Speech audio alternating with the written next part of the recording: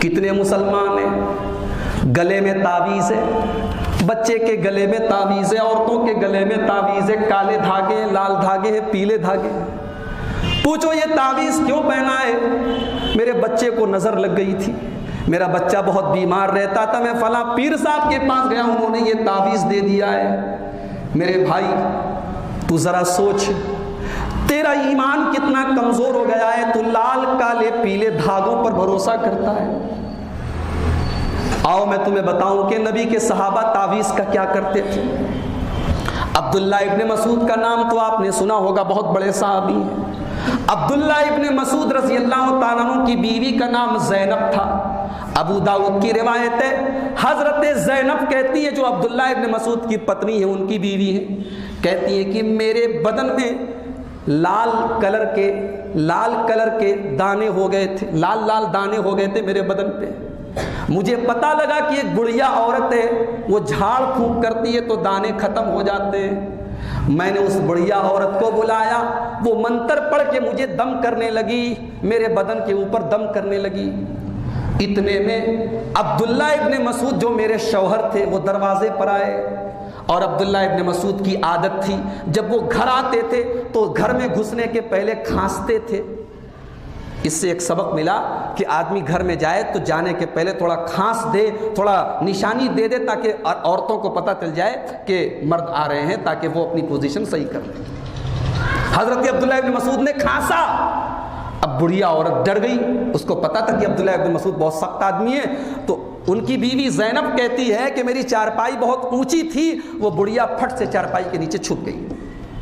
عبداللہ ابن مسعود اندر آئے اور میرے بغل میں بیٹھ گئے۔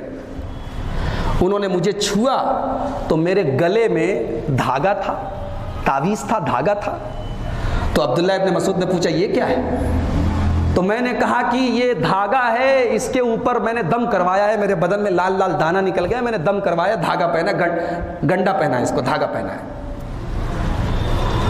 ابو داؤد کے الفاظ ہیں، حضرت عبداللہ ابن مسعود نے اپنی بیوی کے گلے سے وہ دھاگا پکڑ کے کھینچا۔ حدیث میں یہ بھی نہیں کہ کینچی سے کاٹا، چھری سے کاٹا، پکڑ کے کھینچا اور پھینکا اور کہا لقد اصبح آل عبداللہ اغنیاء من الشرک، سن لے میں رسول کا صحابی ہوں، عبداللہ ابن مسعود میرا نام ہے، میرے پریوار کے اندر، میری فیملی کے اندر شرک نہیں ہو سکتا، میرے پریوار میں شرک ہو یہ میں کبھی برداشت نہیں کر سکتا۔ اے میری بیوی، کیا تجھے پتہ نہیں ہے میں نے اللہ کے رسول جناب محمد الرسول اللہ صلی اللہ علیہ وسلم کو یہ فرماتے ہوئے سنا ہے، ان الرقا والتمائم والطیولۃ شرک، گنڈا پہننا، تعویذ پہننا اور شرکیہ جھاڑ پھونک کروانا، قرآن اور حدیث کی روشنی میں جھاڑ پھونک کروانا جائز ہے، لیکن شرکیہ جھاڑ پھونک کروانا، ایسے لوگوں سے جھاڑ پھونک کروانا جن کے بارے میں پتہ بھی نہیں وہ کیا کرتے ہیں، یہ تمام چیزیں شرک ہیں۔ اے میری بیوی تجھ کو پتہ نہیں؟ اب بڑے غور سے سننا جو بات میں کہنے جا رہا ہوں، اپنے دماغ اور کان کے پردے کھول کے سننا۔ عبداللہ ابن مسعود کی بیوی نے کہا اچھا ایک بات بتائیے، آپ کہتے ہیں کہ دم کروانا، جھاڑ پھونک کروانا یہ حرام ہے، گناہ ہے، شرک ہے، تو میرے ایک سوال کا جواب دیجیے۔ میں ایک مرتبہ باہر گئی، کسی نے مجھے دیکھ لیا اور مجھے نظر لگ گئی، میری آنکھ سے پانی آنے لگا۔ اب جب میں منتر پڑھ کے دم کرواتی تھی تو آنکھ سے آنسو آنا بند ہو جاتا ہے، اور جب منتر پڑھوانا چھوڑ دیتی ہوں تو آنکھ سے پھر آنسو آنے لگتا ہے۔ تو آپ بتائیے، آپ تو کہہ رہے ہیں شرک ہے، غلط ہے، تو یہ کام کرنے سے میں صحیح کیسے ہو جاتی؟ آج آپ کو بہت سارے لوگ یہ دلیل دیں گے کہ اگر اجمیر جانا غلط ہے تو اجمیر جانے سے میرا کاروبار کیسے چلنے لگا؟ مجھے 7 سال سے لڑکا نہیں ہو رہا تھا، میں درگاہ پہ گیا، چادر چڑھا دی خواجہ صاحب کے نام کی، مجھے لڑکا ہو گیا، اگر یہ غلط ہے تو لڑکا کیسے ہو گیا؟ عبداللہ ابن مسعود کی بیوی نے بڑا پیارا سوال کیا تھا، اگر اس کو سمجھ لو تو عقیدہ صحیح ہو جائے گا۔ کہا کہ اے میرے شوہر، اگر گنڈا تعویذ پہننا غلط ہے، اگر منتر پڑھنا غلط ہے، اگر دم کروانا غلط ہے تو میں صحیح کیسے ہو گئی؟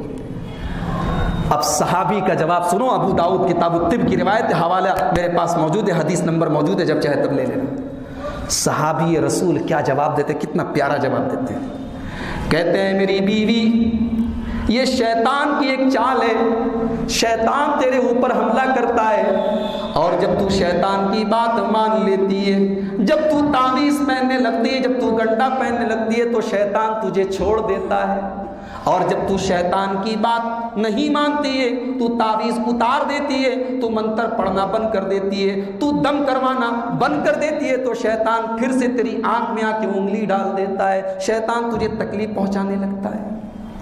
اس سے ایک مسئلہ یہ بھی پتہ چلا کہ اللہ تعالیٰ نے شیطان کو اتنا پاور دیا ہے کہ وہ ہمارے جسم کے اندر بھی تکلیف پہنچا سکتا ہے۔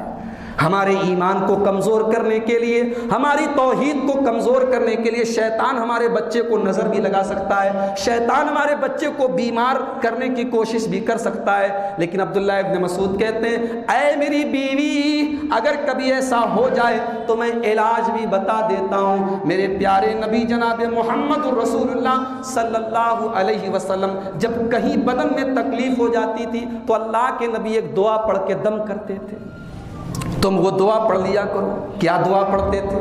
بڑی پیاری دعا ہے، ہو سکتا ہے کہ آپ کو یاد نہ ہو، آپ مولانا موجود ہیں، ان سے لکھوا لینا یا دعا کی کسی کتاب میں سے دیکھ کے یاد کر لینا۔ اذہب الباس رب الناس اشفی انت الشافی لا شفاء الا شفاؤک۔ اے اللہ تو لوگوں کا رب ہے، اے اللہ تو میری تکلیف کو دور کر دے، تو شفا دے دے، تیرے علاوہ کوئی شفا نہیں دے سکتا۔ عبداللہ ابن مسعود کہتے تم یہ دعا پڑھ کے دم کر لو، انشاءاللہ تمام بیماریاں ٹھیک ہو جائیں گی۔ مگر آج کتنے مسلمان ہیں دھاگا پہنتے ہیں، گنڈا پہنتے ہیں، تعویذ پہنتے ہیں، اور یہ ایمان رکھتے ہیں کہ تعویذ سے مجھے بیماری نہیں ہوتی۔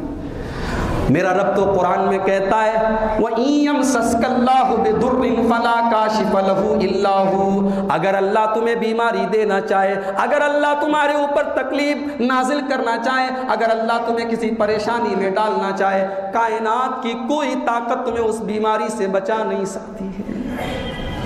توحید۔ کتنے مسلمان ایسے ہیں جو جادو ٹونا کرتے ہیں، جو جادوگروں کے پاس جاتے ہیں۔ ہمارے بنگالی بھائی بیٹھے ہوئے ہیں، بنگال کا جادو تو بڑا مشہور ہے، بنگال کی سڑکوں پہ تو قدم قدم پہ جادوگر ملتے ہیں۔ جادوگر کے پاس لوگ جاتے ہیں، جوتشی کے پاس جاتے ہیں، اپنا ہاتھ دکھاتے ہیں، کہتے ہیں کہ میرا ہاتھ دیکھ کے بتاؤ کہ میں ایگزام میں پاس ہو جاؤں گا کہ نہیں، میری دکان چلے گی کہ نہیں، میری بیوی کو بچہ ہوگا کہ نہیں۔